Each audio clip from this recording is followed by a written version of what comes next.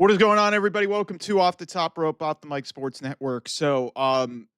Big topic coming out of Friday SmackDown is the re-energized belief that there is going to be a Cody Rhodes John Cena double turn at SummerSlam. I am of the belief that that is not the right idea. I don't think that that's the right idea, and some people I think completely misread that segment. There was a Twitter account that this account at 316 Reigns, who's clearly a bloodline truther. Um, so basically, he tweeted a video of this segment and said, "You can literally see the moment they switched roles as babyface and heel." And on some level, I could kind of see where you might be able to interpret that.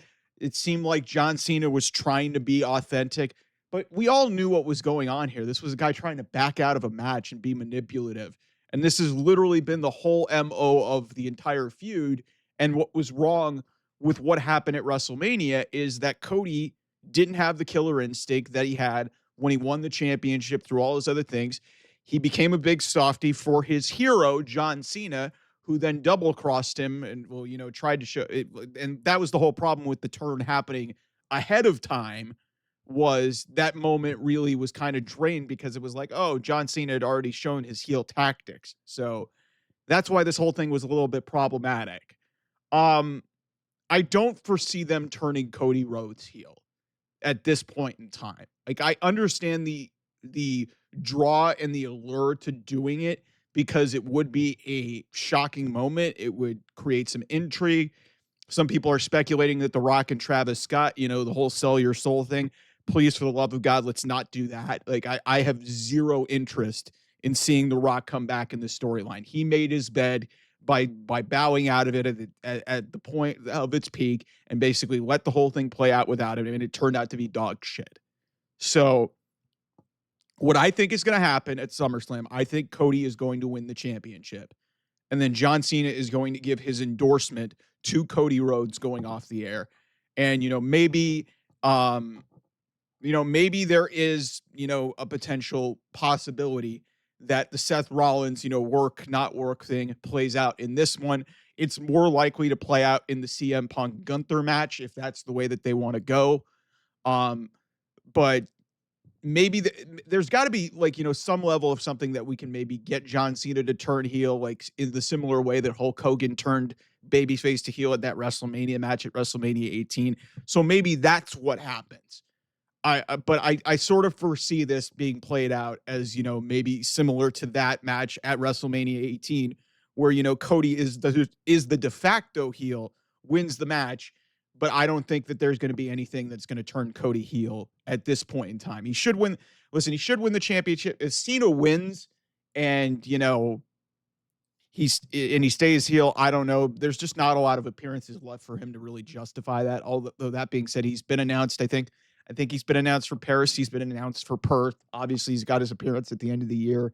What are we going to have, like 14, 13 appearances before the end of the year, before his retirement tour is done? But to me, I think a lot of people misread this situation, and it was just Cody being aggressive, Cody having a killer instinct. He was sick and tired of getting pushed around. And, in the eyes of some of the fans, like, there were some boos in San Antonio because, Cody is the whitest of white meat baby faces. Like, he's one of the quintessential, like, baby faces. And in this modern culture of wrestling, if you're too far down that way, you're going to be typecast like a John Cena or, big dog Roman Reigns, and you're going to start getting booed. So the reason why I like this segment, even though, it was very unconventional how they went about this. And, for me, considering, this match was literally made back, on, at Night of Champions when, Cena won and Cody won. And this was the first time we've seen them, in the same ring since WrestleMania. Since Money in the Bank, actually. And, we didn't even really address that win. And it's just like, it felt like, it was really safe. Yes, obviously the table bump wasn't, like, I guess you could say it wasn't necessarily safe, but, Cody kind of looked cool. And that's what they needed to do in this segment to accomplish what they needed to in getting him into SummerSlam. And then however that gets portrayed, we'll see. But to me, I just don't think it's the right idea. I don't think that. I think it's a massive, massive risk if you turn Cody Rhodes heel, because then at that point, John Cena is. You're not going to have John Cena challenge him as a babyface. Like, come on, John Cena is retiring at the end of the year. That's your number one babyface. Roman Reigns is barely around. So what? Roman and Cody is going to be the reverse of that? Is that what we're building to? But it's just it feels like a very, it feels. I don't know. I'm not going to say it's a panic move, but it feels like almost like the last resort at this point. Because I think we still have a little bit more to explore of Cody being a babyface. And maybe, hey, when it comes down to something with him and CM Punk, maybe that's where you turn him. Because that's just, to me, this in the main event, like, it's got to be about, crowning your star. And, a lot of people are obviously going to point to, he's going off to film a movie. There's that element. But to me, the way I interpreted that segment, that contract signing, was really about Cody, reasserting that, hey, I'm the guy. I'm QB1 here. Don't fuck around. We're having this match. I won King of the Ring. This match is happening at SummerSlam. I don't care who you are. I don't care if you're my hero. I don't care if you're John fucking Cena.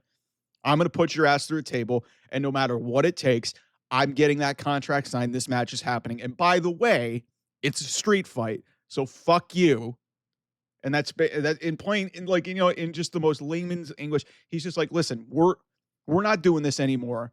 You've got to play this whole thing because you have always been the guy that I've looked up to, and you've wronged me so many fucking times that I'm not playing around anymore. There's no more Mr. Nice Guy. So if you guys want Homelander Cody, like, I guess this is close enough to it, but he's not a bad guy. And listen, I'm bound to be proven wrong at SummerSlam, and if he does turn, cool.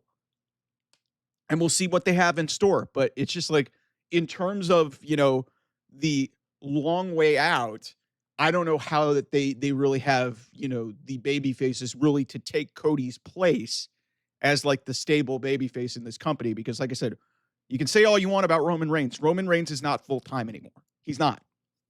He gets the biggest reactions of anybody there, but I just don't foresee any reason why you would do that. So, to me, I just don't see any reason to turn Cody heel at SummerSlam.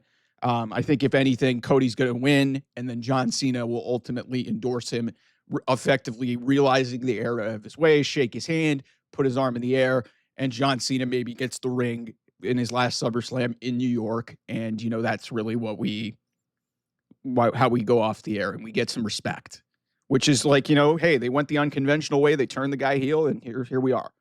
So we'll see in 2 weeks' time at SummerSlam at MetLife Stadium. Anyway, I'll see you guys soon. Bye-bye.